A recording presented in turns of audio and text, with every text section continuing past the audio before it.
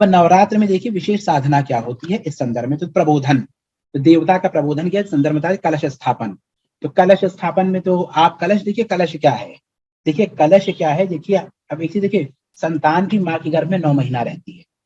अब बाकी सब तो आप कह सकते हैं भाई 9 श्री यंत्र में 9 आपने अपने आप से मान लिया, 9 योगिनियां भी मान ली होंगी, योग के 9 अंग भी अपने आप से मान लिए, सब मान लिए।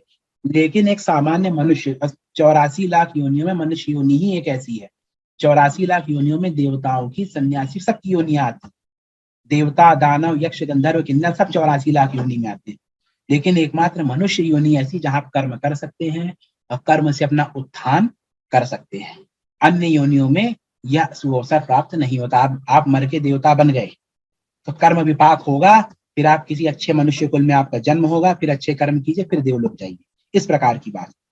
तो जो प्रबोधन है देवता का, वो तो कलश जो है, कलश उसी का देवता का है और उस कलश की स्थापना की जाती है। फिर नित्य पूजा, तो नित्य पूजा का तो भाई कलश स्थापित, तो नित्य पूजा में क्या होता है, नित्य पूजा में नित्य सप्तशती का देवी भागवत का पाठ होना चाहिए 9 दिन तक। तो सब देवी भागवत तो नवान्न पारायण होता है, तो 9 दिन में उसका पाठ पूर्ण हो जाए, इस प्रकार से व्यवस्था होनी चाहिए। कुछ विशेष पूजा भी नवरात्र बहुत से लोग करते, तांत्रिक साधक लोग, तो वो एक अलग चर्चा का विषय है। उसके बाद है हवन। तो जो हवन है नवरात्र में, हवन या तो आप किसी आचार्य को बुलवा कराइए, और अगर आपको मंत्र दीक्षा इत्यादि है तो आप स्वतः हवन आप कर सकते हैं, उसमें कोई किसी भी प्रकार का नहीं। कुमारी पूजा पे आगे चर्चा करें। व्रत तो नवरात्र में सब कोई करता है। इसके अलावा आजकल कुछ और भी चला है, जैसे संगीत संध्या होती, तो महिलाएं मोहल्ले के मंदिर में बैठ गई, 8-10 महिलाएं, उन्होंने संगीत गीत इत्यादि का कार्यक्रम रखा है और गीत संगीत करती हैं। इस प्रकार का भी एक कड़ाही पूजा चलती है यहाँ उत्तर प्रदेश के क्षेत्र में। उसमें क्या होता है, हलवा बना करके कड़ाही चढ़ाई जाती देवी। ये यहाँ पे बहुत मतलब ग्रामीण अंचलों में यहाँ बहुत प्रचलित है। अब एक चीज आती क्या है कि जैसे अब ये सब जो उग्रचंडा ये सब क्या है लोग करते हैं, लेकिन कात्यायनी कल्प जो दुर्गा पूजा कर रहे हैं उसमें कितनों पता हो कात्यायनी कल्प से पूजा हो रही है, क्योंकि शास्त्र में और समाज में बहुत दूरियां हो गई हैं। शास्त्र और समाज में इतनी दूरियां हो गई हैं कि वो पाठ भरा नहीं जा सकता। शास्त्र समाज में इतनी दूरियां हो गई कि वो पाठ भरा ही नहीं जा सकता। तो अब वो चीज क्या है, लेकिन क्या है कि परंपराएं जीवित हैं। तो और कई चीजें नहीं है, जगराते का आजकल बड़ा फैशन चल गया, तो भाई वो उसमें क्या है कि फिल्मी तर्जों पे गाने गाते हैं। जबकि देखिए जागरण अलग चीज रही। जागरण का नियम तो रात्रि में चक्रार्चन के तो निशा भेदन करते थे लोग, करते हैं आज भी लोग करते हैं, तो करने वाले करते हैं, बहुत कितने करते हैं उससे मतलब नहीं, करने वाले कर रहे हैं। तो निशा भेदन के अंतर्गत क्या होता है कि रात्रि पर्यंत आप जप करते हैं मंत्र का, तो निशा भेदन वो मूल जागरण मंत्र जाप करें। तो अब क्या फिर उसको भजन में लिया गया, फिर भजन के बाद वो डीजे लग गया फिल्मी गानों के तर्ज पे, और फिल्मी गानों की पैरोडी बना करके उसके भजन बना करके उससे भी आजकल चल रहा है। तो भाई ठीक है, लोग कर रहे हैं, अब उसमें क्या कह सकते हैं। अब कुमारी पूजा के संदर्भ में हम यहाँ थोड़ी सी चर्चा करेंगे। कुमारी पूजा बड़ी विशिष्ट पूजा है। मैं आपको बता दूं कुमारी का पहले तात्पर्य, कुमारी क्यों कहते हैं, तो शिव सूत्र में कहा कि इच्छा शक्ति उमा कुमारी। जो उमा देवी है वो स्वयं कुमारी है, उमा देवी स्वयं कुमारी है। तो वहां पर क्या कहा गया है कि जो इच्छा शक्ति उमा कुमारी है, वो यामल शास्त्र में कहा गया कुमारियों के 3 स्वरूप थे, परा अपरा और परा अपरा, और इस कारण से वो आद्या शक्ति भी है। और महाकाल संहिता में मैं बता दूं कुमारी पूजा तो आपको सैकड़ों श्लोकों में इतने विस्तार पूर्वक दी गई है कि आप उसकी कल्पना नहीं कर सकते, आप उसकी कल्पना नहीं कर सकते। तो इसमें क्या कहा गया है कि देखिए कुमारी पूजा के संदर्भ में क्या कहा गया है कि इसमें समस्त जो चारों वर्णों की जो कन्याएं हैं उनका पूजन इसमें हो सकता है। तो कुमारी पूजन में किसी भी प्रकार की का ऐसा कोई विधान नहीं बताया वर्ण विशेष का। देखिए शक्ति और तंत्र साधना के बड़ा वैशिष्ट है। शक्ति और तंत्र साधना में क्या नियम होता है कि आप का जाति संप्रदाय इत्यादि का यहाँ पर कोई भेद नहीं है।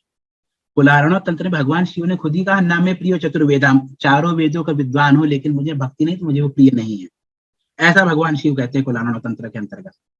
इस प्रकार की बातें आती। लेकिन अगर वो मान ली अंत्यवर्ण का है, तो अंत्यवर्ण क्या होता है, अंत्यवर्ण का मैं बता रहा हूँ इसको अगर ब्राह्मण की कन्या अगर शूद्र के पुत्र से विवाह करती है तो उनकी जो संतान होती है अंत्य कहलाती है, वो चांडाल होते हैं।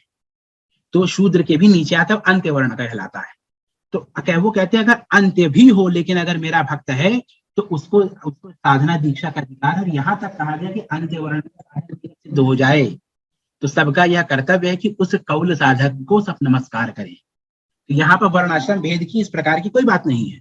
तंत्र मार्ग सबके लिए है, ये सबके लिए ओपन है। और ये शुरू से ओपन है, ऐसा नहीं कि आज खोल दिया गया। आप देखेंगे गोरखनाथ की गद्दी है, वहां पे बाबा कीनाराम की गद्दी है, वहां आसिनी जमाने से चारों वर्गों के बाबा कीनाराम की गद्दी में तो मतलब आप समझिए कि शूद्र तक वहां पर पीठाधीश्वर गोरखनाथ मठ में हुए, और यहाँ तक कि मुस्लिम भी वहां पर हुए। अभी आगे भी ये बात आएगी। तो इस प्रकार से यहाँ पर किसी भी प्रकार का वर्ण इत्यादि का भेद नहीं है। तो इसमें देखिए ये कहा गया है कि 1 से 16 वर्ष तक की कन्याएं प्रशस्त मानी जाती हैं, और हर कन्या का एक बताया गया मतलब होता है कि किस वर्ष की कन्या क्या कहते हैं। तो 1 वर्ष की कन्या की संध्या कहलाती है, 2 वर्षीय सरस्वती, 3 वर्ष की कन्या को त्रिधा मूर्ति कहते हैं, 4 वर्ष की कन्या को कालिका कहते हैं, 5 वर्ष की कन्या को सुभगा कहते हैं, 6 वर्ष की कन्या को उमा कहते हैं, 7 वर्ष की कन्या को मालिनी कहते हैं, 8 वर्ष की कन्या को कुब्जिका कहते हैं, 9 वर्ष की कन्या को काल संघर्षा कहते हैं, 10 वर्ष की कन्या को अपराजिता कहते हैं, 11 वर्ष की कन्या को रुद्राणी कहते हैं, 12 वर्ष की कन्या को भैरवी कहते हैं, 13 वर्ष की कन्या को महालक्ष्मी कहते हैं, 14 वर्ष की कन्या को कुलनायिका कहते हैं, 15 वर्ष की कन्या को क्षेत्रतमा कहते हैं, और 16 वर्ष की कन्या को चंडिका कहते हैं। तो इस प्रकार से हर वर्ष की कन्या का यहाँ पर भिन्न प्रकार से वर्णन है। कुमारी कहा कि आप पूजा करें तो प्रयास है 7 से 9 वर्ष की कन्या के लिए थोड़ा मतलब सुदबुद होनी चाहिए, क्या हो रहा है, पूजन हो रहा है इत्यादि बातें हैं। और उनमें जो सबसे सुंदर होती है उसको मुख्य कुमारी बनाया जाता है। और इसमें क्या होता है, जब कुमारी का पूजन करते हैं तो इसका पूरा पूजा का विधान है। सबसे पहले भूतापसारण करके फिर जब कुमारी जब कक्ष में प्रवेश करती है, उनका हाथ पकड़ के कक्ष लाया जाता है पूजा कक्ष में। कक्ष बंद होना चाहिए, वो खुला नहीं होना चाहिए। और वहां क्या उपदेवता पूजा का पुण्य हरण करने का प्रयास करने के लिए पहले से उपस्थित होते हैं, आने की कोशिश करते हैं। तो भूतापसारण करते हैं, उनको हटाने का, उनको निरस्त करने, उनको हटाने का प्रयास के लिए अनुष्ठान होता है, दिग्बंधन किया जाता है। ये सब करने के उपरांत फिर कुमारी पूजन प्रारंभ होता है। तो मुख्य कुमारी का पूजन करते हैं, उनके ऊपर 18 कुमारियों का न्यास किया जाता है। फिर 9 देवी स्वरूप में उनका पूजन का, वो 9 देवियां है, सुधा, कालिका, ललिता, मालिनी, वसुंधरा, सरस्वती, रमा, गौरी और दुर्गा।